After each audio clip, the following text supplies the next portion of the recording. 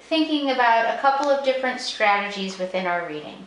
We are going to be looking at nonfiction plus realistic fiction, and we're going to be thinking about how I can sound like an expert and how can I report back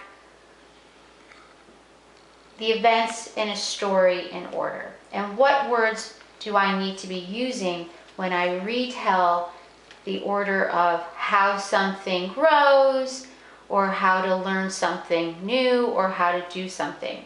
So we're going to be focusing on these words: first, second, third, maybe fourth, and then finally, okay?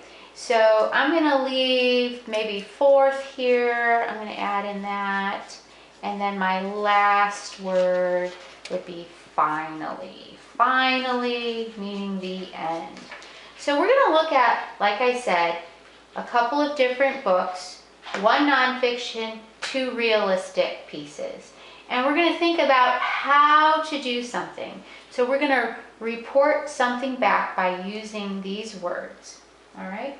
So the first book we're going to look at is How Frogs Grow. I'm going to look at this front page. I can see there's frogs. And we're thinking about how frogs grow. And this is written by Russ Buyuk and illustrated by Leanne Schneider.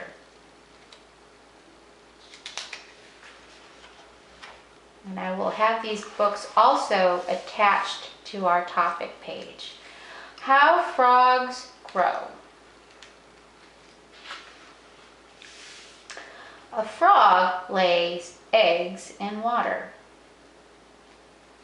So here are the eggs. I'm looking at this very carefully.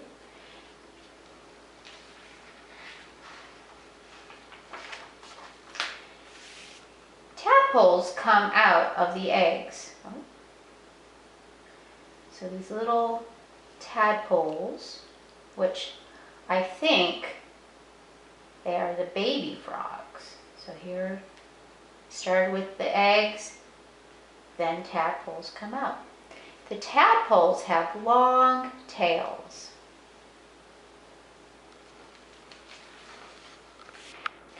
The tadpoles grow back legs. The tadpoles grow front legs.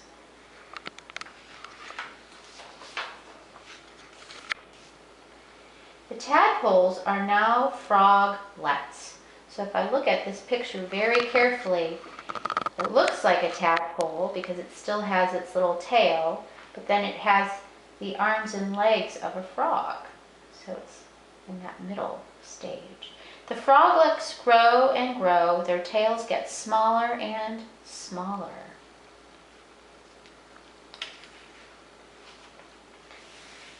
The froglets are now frogs.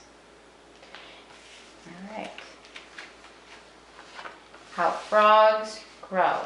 So there was a lot of steps in this story, so I would definitely need to continue probably beyond 4 steps or 4 stages. But we'll go back to that. So this book definitely informs me. It's teaching me something. It's telling me how frogs grow from the very first and finally what they would be looking like a frog. Here we have a realistic fiction. So it could be true. And we have this little girl, and it's titled, We Learn to Swim. And I know a lot of you love talking about going swimming. We learn to swim. So what skills do people practice as they learn to swim? So we're going to think about how these children learn how to swim. All right. We are learning to swim this week. What are we going to learn? So their first day, they're starting off with the day of the week, or we could say first, or Monday. It is Monday, we learn to blow bubbles. It is Tuesday, we learn to kick.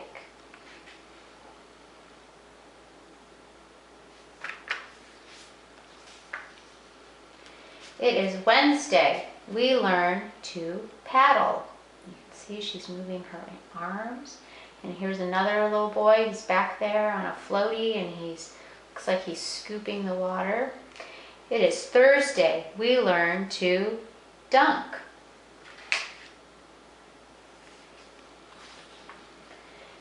It is Friday. We learn to float. It is Saturday. We learn to jump.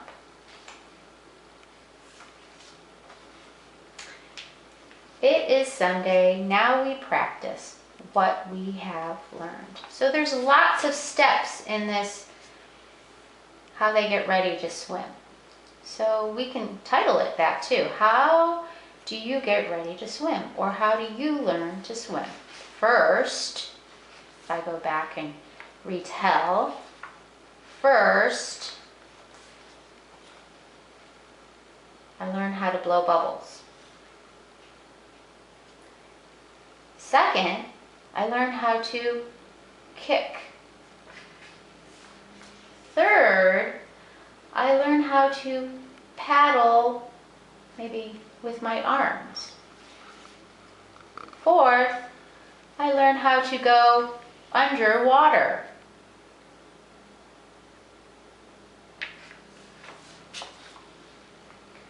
Fifth, I learn how to float. Last, I learned how to jump in. All right, so this is just telling us the sequence how these children are learning how to swim. All right. Here we have another realistic fiction piece, realistic fiction, I should say. And I made an error in my copy, but we make a snowman. So here we have some kids outdoors and they're going to build a snowman. So I have like some steps. We make a snowman by Cheryl Ryan and John Kastner. So first, gotta go outside. I go out to play. My friends go out to play. We play in the snow, so it looks like you have to grab some snow. We make a snowman. So here I can think about how they're doing it. So first she grabs the snow, she rolls it up into a big ball. That looks like they're stacking it. So I'm going to add some words while I'm reading this. We make arms for the snowman.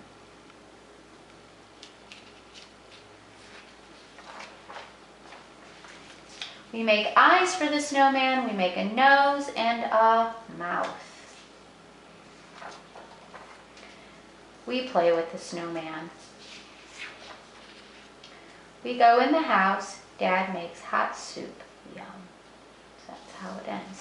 But if I was to go back and use this piece to help me how to build a snowman, I can look at the pictures carefully and I can think of first, I have to get outside, right? Next, you can say,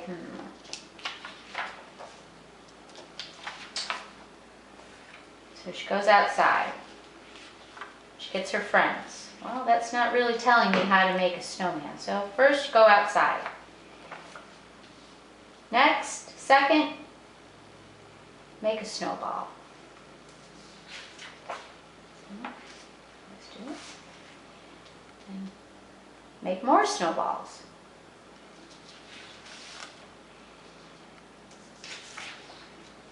And what? Stack all the snowballs. Add some arms. Add some eyes and a mouth. Well, in this retell, I didn't use my words first, second, third, and fourth, but I can be thinking about that when I am retelling too. So today, I want you to think about these stories, and I want you to do a quick retell. It could be something of, if you were to tell how to learn how to swim, or how the frogs grow first. They hatch out of eggs. Second, well, that's the same page, so I don't want to use that page. Second, they grow back legs. Third, then they grow front legs.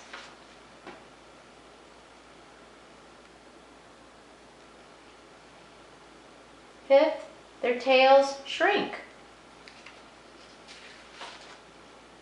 And now they are frogs. Finally, they are frogs. So today I want you to look through some realistic fiction, some nonfiction, maybe your own story, and I want you to tell me how we can do something. All the steps. How frogs grow, or how to swim, or how to build a snowman. And try to use these words in your retell. All right. Talk to you soon. Bye.